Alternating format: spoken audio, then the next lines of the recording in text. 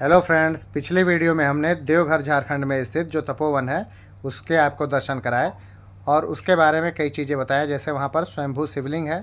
जब बालानंद ब्रह्मचारी जी ने तपस्या की थी 44 वर्ष, तो शंकर जी ने यहीं पर उनको दर्शन दिया था। जब रावण शिव जी के शिवलिंग को लंका नहीं ले जा पाया तो दोबारा तपस्या यहीं पर आकर किया था, उसकी भी कहानी हमने आपको बताया था। यहाँ पर ये सीता चट्टान है जहाँ पर सीता माता आई थी। यहाँ पर बालानंद ब्रह्मचारी जी जिन्होंने 44 वर्ष शिव जी की तपस्या की थी, उनके गुफा को भी आपको दिखाया था। और जब रावण यहाँ पर शिव जी को प्रसन्न करने के लिए तपस्या कर रहे थे, उस समय देवताओं के अनुरोध पर श्री हनुमान जी ने उनका वो तपस्या भंग किया था। उसके भी यहाँ प्रमाण मिलते हैं। यहाँ पर एक बड़ा सा पत्थर बीच में से कटा हुआ है और उसके बीच में हनुमान जी की मूर्ति आज भी दिख रही है। तो आइए आज के इस वीडियो में हम लोग इस पावन तपोवन भूमि की कहानी के बारे में यहीं के लोकल गाइड के जुबानी से वो सारी कहानियाँ हम लोग सुनते हैं। यहाँ पर आप लोग बैठे हैं, इसका नाम है रावणेश्वर विद्यनाथ धाम तपोवन। तपोवन इसलिए नाम पड़े हैं कि यहाँ ऋषि महात्मा लोग तपस्या करते थे। ये जो गुफा है बालानंद महाराज का 44 बच्चा लगातार साधना करके शंकर जी साक्षात दर्शन पाए हैं। और ये आगे देखिएगा रावण का गुफा जो सब समय अंधकार रहता है। रावण पहला तपस्या कैलाश पर्वत पर किए थे शंकर भगवान को उठा के लंका ले जाने के लिए। जो शिवलिंग नहीं ले जा पाते हैं, जो वहाँ विद्यनाथ धाम देवघर में जो स्थापित रह जाए हैं, उसी शिवलिंग को दोबारा लंका ले जाने के लिए रावण इसी तपोवन में के साधना किए थे। जो आगे चल के देखिएगा एक भयानक अंधकार गुफा है जो 24 घंटा अंधकार रहता है, कभी रोशनी प्रकाशित नहीं होता है। उसी गुफा के अंदर रावण शिव के जब साधना करने लगते हैं तो पूरी देवी देवता में खलबली मच जाते हैं कि रावण दूसरा बार तपस्या करके शंकर भगवान को उठा के लंका ले जाएंगे तो मानव का राज नहीं रहेगा, राक्षस का राज हो जाएगा। इसलिए सब देवता ने मिलकर यहाँ हनुमान जी से आग्रह करते हैं। तो कोई देवता में सामर्थ्य नहीं था कि रावण का तपस्या भंग कर दें। शंकर भगवान का 11वां रूप अवतार हनुमान जी है।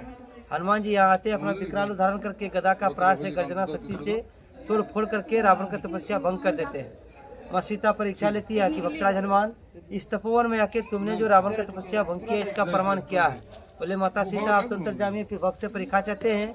जितना पत्थर में मेरा गदा का प्रहार हुआ है, छोटा हो या बड़ा, हर पत्थर के अंदर मेरा मूर्ति अंकित है। बोले ऐसा विश्वास नहीं करेगा। यदि हम लोगों के पास दीप शक्ति है, हम लोग देख सकते हैं। कल युग में लोग आएंगे, उसको दीप शक्ति नहीं होगा, दिव्य नेत्र नहीं होगा, वो कैसे विश्वास करेंगे? इसके तुम प्रमाण दो। वही प्रमाण के तौर पे झंडा के पास जाके देखिएगा हनुमान जी के मंदिर में एक 17 फीट का चट्टान है। 11 बार श्री राम का नाम लेके एक बार करी चुनी से दाग दिए हैं। शिला इस तरह का प्लेन भाग में फटे हुए हैं और देवी शक्ति से दोनों पल्ले में हनुमान जी का मूर्ति निकले हैं। वो मूर्ति देख करके माँ सीता खुश होते हैं और वरदान देते हैं कि भक्तराज हनुमान, तुम आज से चारों युग में अमर रहेगा। तुम्हारे पास जो भी व्यक्ति सच्चे हृदय के साथ कष्ट करके आएंगे उसका यहाँ मनोकामना पूरा होगा। लेकिन यहाँ पर जो नियम का पालन किया जाता है, क्या नियम है? इस मंदिर में जो भी कामना किया जाता है आज से लेके 105 दिन तक गुप्त रखा जाता है। वो बात किसी के पास बोला नहीं जाएगा।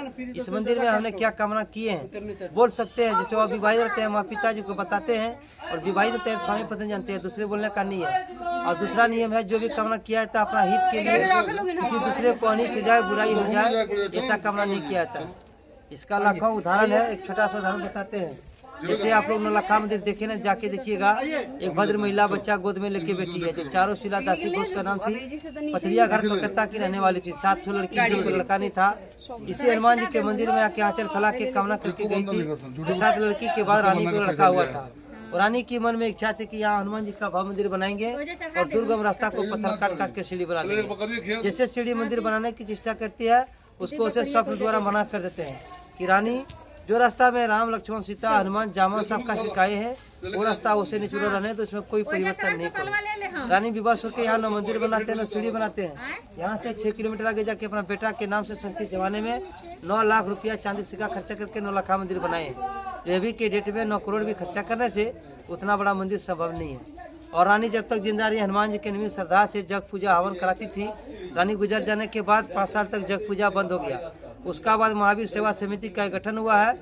समिति से आदेश है, हर यात्री के पास बोलिए, देने वालों का अपना अपना 10 के दान से यहाँ जग पूजा हवन होता है। जो जैसे दान देते हैं उसके निमित्त वहाँ उसे कर्म किया जाता है।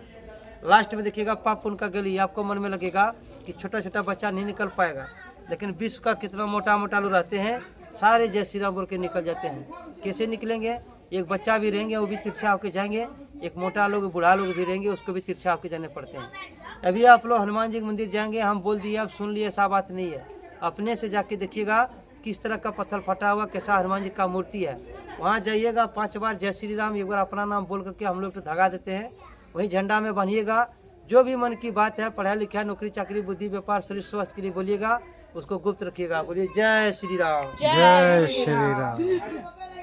अगले वीडियो में देवघर में ही स्थित त्रिकुट पर्वत का आप लोगों को दर्शन कराएंगे। तब तक के लिए गुड बाय।